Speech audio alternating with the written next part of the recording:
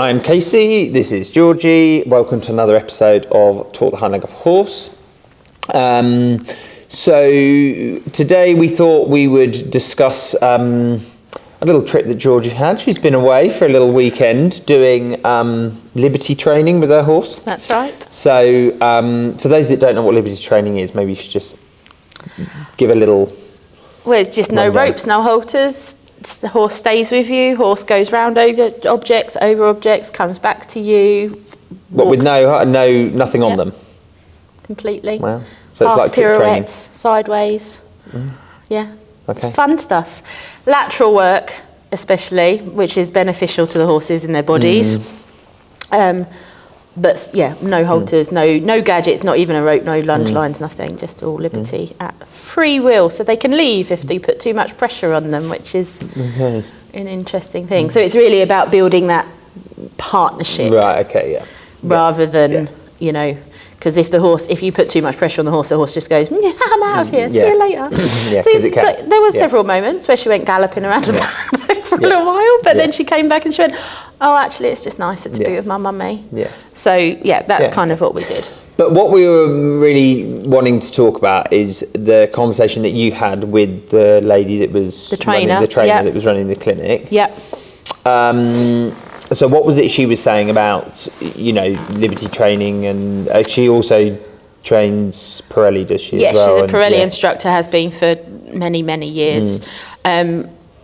Very experienced horse lady, and it was interesting. She's been running her business for several years now, and she's saying that the last, like this year and now booking into next year, she's got more new people coming in to the equitation, if you like, of that kind of sport, if you like, side of things than she has done in quite a few years. Yeah.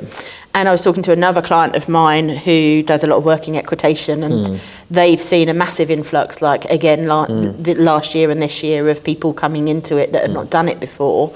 And it could be said that they've been doing more promotion and they've got a few more instructors out there, but there does seem to be more of an influence that alternative sports within our sport is appealing to people. So what we wanted to sort of talk about is why do we think that is? You know, I mean, historically, you know, if you had a horse in sport, it was always, you know, predominantly, is it a show jumper, dressage horse, event horse? You know, obviously, you know, there's hunters, polo cross, all that sort of stuff. There's all these other disciplines within, you know, the equestrian world, but it was mainly dressage, show jump and cross country.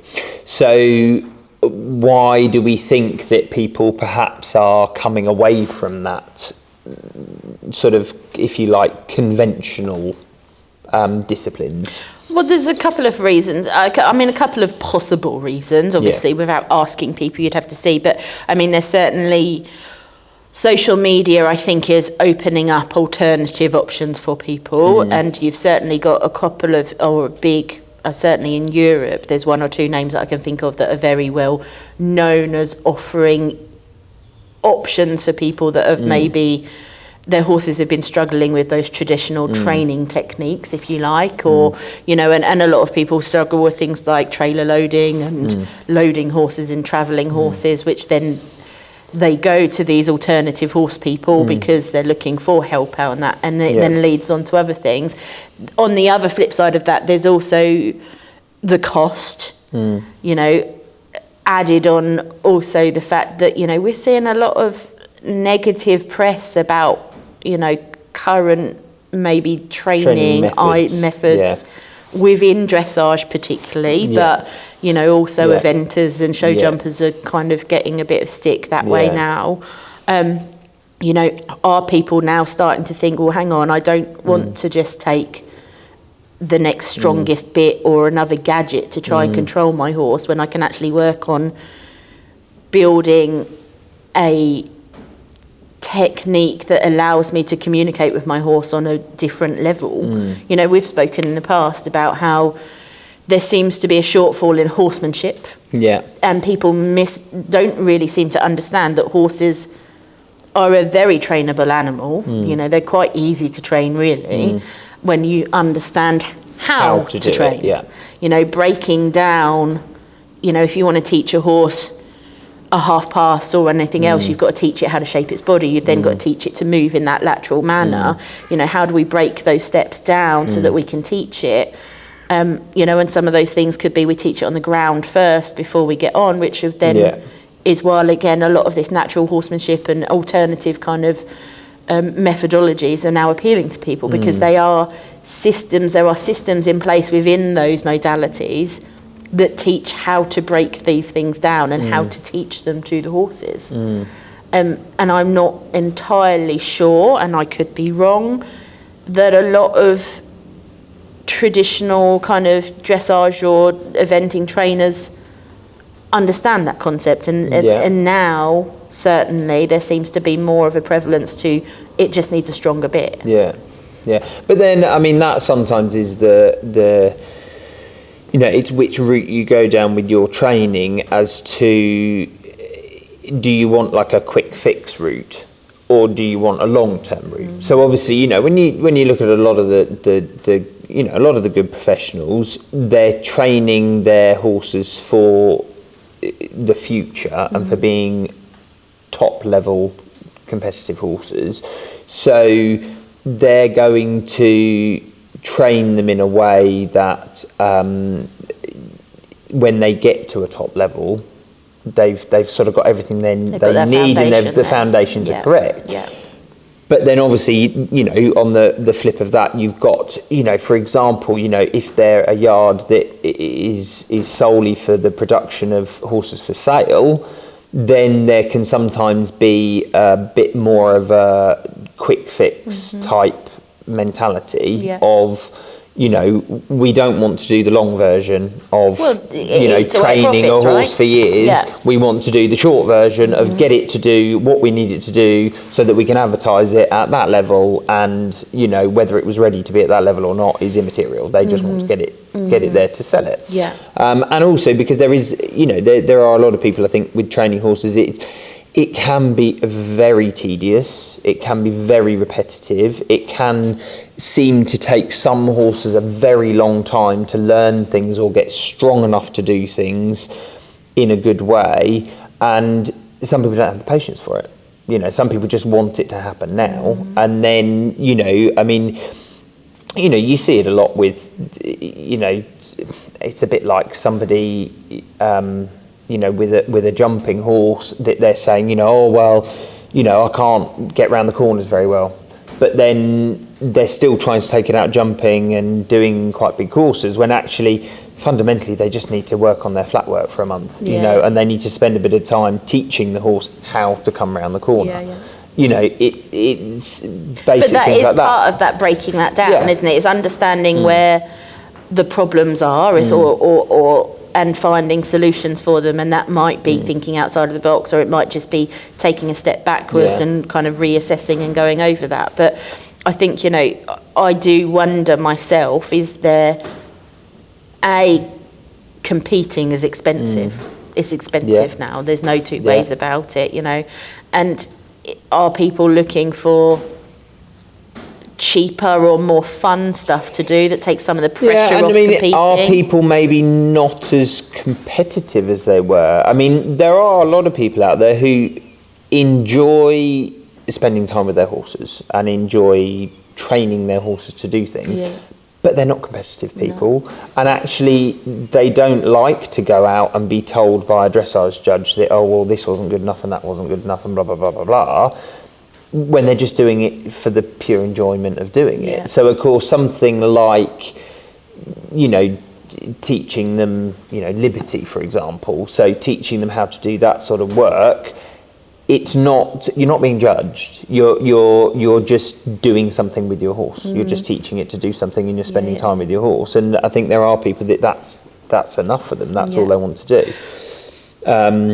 But I think, you know, it is, you know, people understanding as well that I think, you know, there are different ways of doing things, and there are different ways. And I think some people end up going down the more, you know, like when we had our episodes with Harry Corker, and he was saying about how basically he got into doing more of the groundwork stuff through necessity because he was quite a young rider and he maybe lacked a bit of experience, and the horse he bought was a bit tricky. Yeah. So he learned how to do that through necessity. Yes. Because he needed to try something different, and conventional ways of doing things weren't working. Conventional, that's the right so, word. yeah. But, you know, the conventional ways that we've trained horses for many years weren't working. Yeah. So I think there is a lot more openness to the fact that these other ways of training actually, you know, they do have their place. Oh, they have, they have a lot to and offer. you can take bits from it, and you don't have to. You don't have to decide, right, you're going to just do that. No, absolutely. You know, it's just taking from it bits and pieces, which is what you should be doing when you're doing any training of horses. You know, any horse you train or any trainer you train with, you're still developing your own way, but you're doing it, you know, off the back of ideas from other people. You know, part of me does wonder, like, as you're talking about that, is, you know, we've discussed before about, you know, certain qualifications that are out there now promoting and educating or certifying. Sorry, I can't speak. Certifying maybe not quite so experienced people to become instructors, which means they're instructors out there helping people, but they have a limited experience availability. And, you know, it kind of makes you wonder, you know, I mean, there was one lady on the course who's had her KWPN warm blood for 8 years. She got it when it was 11. Within 2 years, it was retired because every conventional dressage trainer she'd taken it to had said it's a bad egg, it's an evil horse, there's something wrong with it, it's dangerous, it's this, it's this, it's this. She spent thousands on veterinary examinations, they couldn't ever find anything for it. And so, you know, she went to one trainer who said, oh, I'll be able to fix your horse. And she went there to go visit it, and they'd literally tied it down, and it had the, you know, really big bit in its mouth, and the horse just, you know, wasn't having it, just basically refused to do anything. And at which point she decided to call it a day. She moved away from her conventional dressage yard and found, actually by happen chance, stumbled across an alternative yard that was doing natural horsemanship, and actually she got into that, and now she's out riding a horse bareback bridleless, doing all this liberty work with a horse that everybody else had said was dangerous. But then do you not think sometimes as well, though, with horses, I mean, it's like people do have to sometimes look at what does that horse want to do? Absolutely. I mean, there are dressage horses out there who don't want to be a dressage horse. And they want to jump, you know, and likewise there are jumping horses out there that don't want to jump. They want to do dressage or can't. I mean, I had a lovely horse years ago who was a beautiful horse that was, you know, very dressage bred, had come through the professional dressage route, was a bit naughty in a dressage test, was a bit, you know, tricky. And I mean, in the end, you know, I just thought, you just don't like doing dressage. So I jumped him. And actually, he loved jumping, and I took him eventing. And he was phenomenal eventing. He was so lovely to ride. Fantastic show jumper, brilliant cross country. And at an event, he would more than happily do a dressage test. But he knew at an event, you know, that's what he wanted to do, because he knew he was going jumping afterwards. So he'd quite happily go through the dressage test and get good marks. But a pure dressage show, he was backward and he was negative and he didn't want to go. See the point in it. He didn't want to do it. No, he didn't see the point. And that's the point, isn't it? I mean, for humans and for horses, there needs to be a purpose. What is the purpose? Do we love our horses? Like, for me, my horses are my stress relief. They're the time that I can spend with them that's almost meditation, where I can just go time with my ponies and that's it.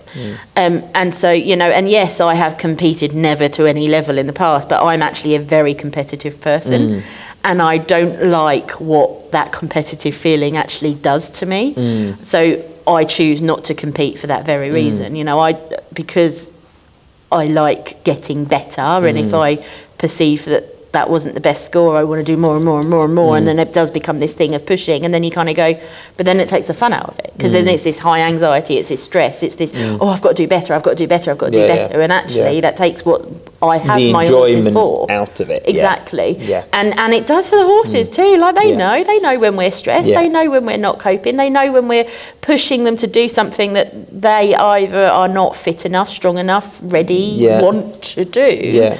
And so are we now seeing a trend, which I don't see as a personal bad thing, of people actually going, well, I don't want to do that anymore. I want to go do something with my horse. And if that means spending 4 days up in the hills in Derbyshire and wiggling some ropes, but actually having a horse that wants to spend time with me and doesn't leave when you're in a 20-acre field with 5 other horses around you and actually can stay by you, that tells me that wants to do that. And I'm not saying it's not a trained methodology. Again, of course, you can train a horse to never leave your side by fear and domination.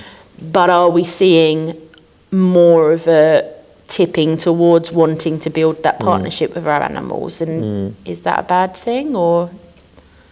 Yeah, well, I mean, I don't think it's a bad thing. I mean, I think, you know, there is also the possibility as well of people just understanding that there are other things you can do with a horse. And there's so many things you know, and there are so many things you can do now. Really are. But I mean, and perhaps, you know, the fact that because we have social media and the internet and all that sort of stuff now, it's more prevalent. You know, there's people see what it is and they think, well, that looks fun. I'll do that with my horse. You know, fun. Yeah, exactly.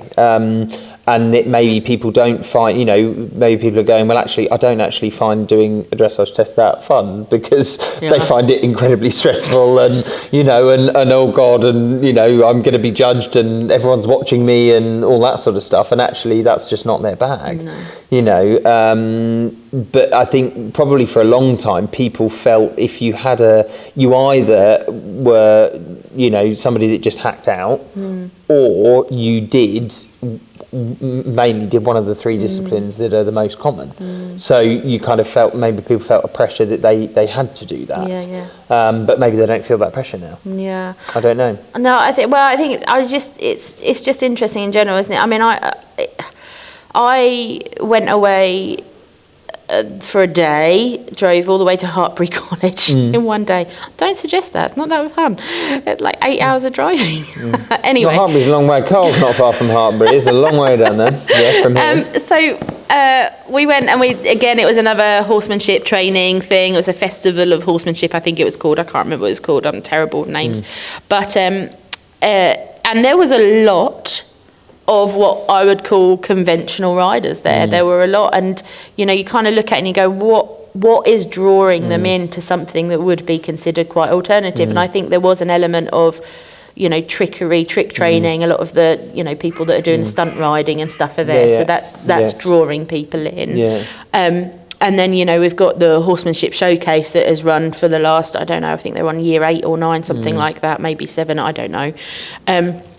And they run at Bury Farm in Buckinghamshire, and they host a lot of alternatives. So they'll have a lot of classical trainers come over, they'll have stunt riders come over and put displays on, but they'll also do lessons, and they'll do live lessons where they'll teach each other and they're doing things, and people are able to learn as they're doing it. A bit like, you know, you All Horse Live do the master classes and things like that, don't they?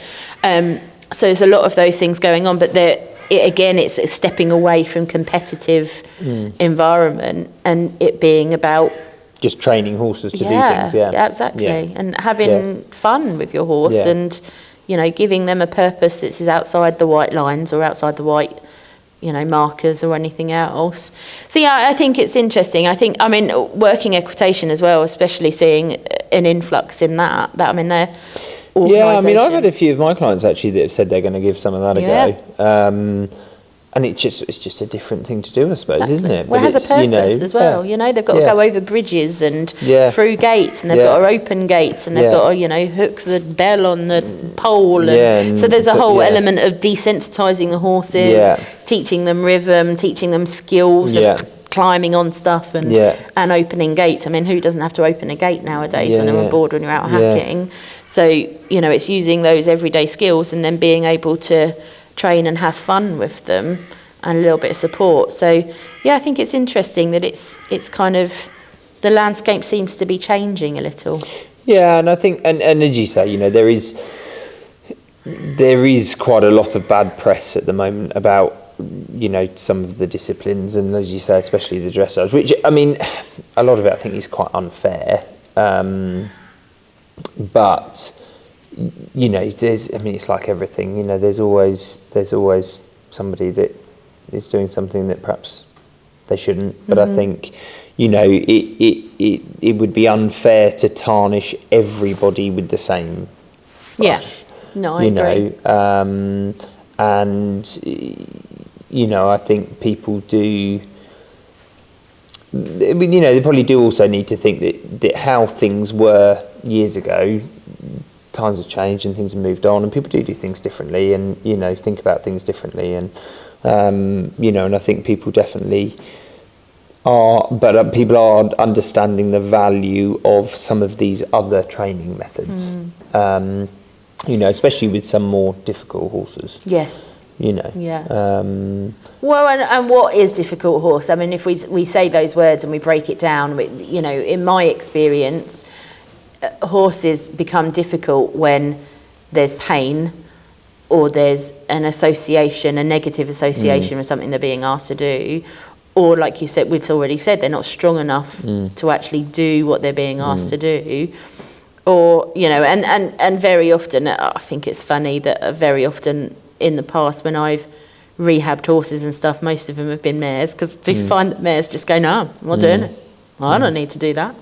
And, and there is an element of, I remember I went to go see a masterclass, I think it was Carl and Charlotte years ago. And, it was years ago, probably 15, 16 years ago. And I remember even Carl saying that with all of the horses that he brings in, not all of them are going to make it to the top. And that's not because of necessarily their ability, but also their kind of trainability, as he would word it. Whereas me, that would be more, well, you can train any horse. You have to find the right methodology of training that horse for the right outcome you want. But also, if they don't want to do that... Yeah. Well, you're not going to force them. Yeah, and in the end, there are horses that are particularly difficult to train, say, on the flat, but actually they're not difficult to train jumping, But then is that just telling you that they like jumping? So they're more amenable when they're jumping than when they're working on the flat, or maybe they find flat work really hard, but they don't find jumping hard, so, no, I think it's interesting that more there's I think it certainly feels as though there's a slight shift in what people are doing with their horses and within the equestrian world at the moment. Yeah, I don't see it as a bad thing. I think that it would be I am fully in support of people thinking a little bit outside of the box and trying something different. And if it works for you, great. If it doesn't, then fine. You try something else. There's plenty of different methods. And I'm certainly not saying that any alternative or natural horsemanship trainer is going to be kinder or, you know, hippy dippy towards your horse. Because, you know, I've seen some of them, they can be just as rough, if you like, is the right word. But they can also solve probably bigger solutions that going for our traditional kind of or conventional training aid might not be able to just overcome. You know, there's only so much a martingale or a stronger bit can make a difference. Yeah, and I mean, I think the thing is, though, I suppose it's just people remembering that, you know, everything, there's a lot of things that still have their place, but it's just making sure that you're using things in the right context, you know. Yeah, absolutely. And, you know, certain things used in the right way are fine. Yeah, well, the softest bit can be hard if it's being held with hard hands. I mean, that's the thing. I mean, in the end, you know, it's like they say, you know, it's strong bits are strong. You know, even like you say, a mild bit, if somebody's hauling on it all the time, well, it's going to be stronger than a strong bit with somebody not hauling on it all the time. You know, it's how you use things. You know, so but it'd be interesting to see if you know, it'd be interesting to see if anyone else, you know, I don't know if anybody has a view on this and whether they have perhaps come away from, you know, dressage or show jumping or eventing and gone into more the natural way of doing things, or likewise the other way, you know, people that have gone from starting out doing more, you know, kind of Pirelli or natural horsemanship or whatever, you know, Liberty, whatever it is, any of those like more alternative things, and have you then gone more into the dressage, the show jumping, the eventing, and is there an overlap between the two? You know, have people found that they can apply it? You know, in the other disciplines? Yeah, absolutely. So, I think it's an interesting conversation, and I'd certainly love to see if anybody's got anything to add on to it. But yeah, I thought it was really interesting hearing, and it was not just that one trainer that was the most recent, but I've heard it from other trainers, is that they are seeing not a massive influx, but certainly a rise not a positive rise in numbers that are starting to seek alternative methodologies or things they can do with their horses, which you know, I'm all for that. So I think that was it. Did we want to add anything onto that? I don't think so. Okay, cool. Well, that's our musings for the moment. Indeed. We will think of some other groundbreaking things to talk about. Well, we've hopefully got some exciting things coming up with some people that are going to be joining us over the next few weeks, haven't we? So interesting things to watch and listen to. And then so we will see you next time. Thank you. Bye bye.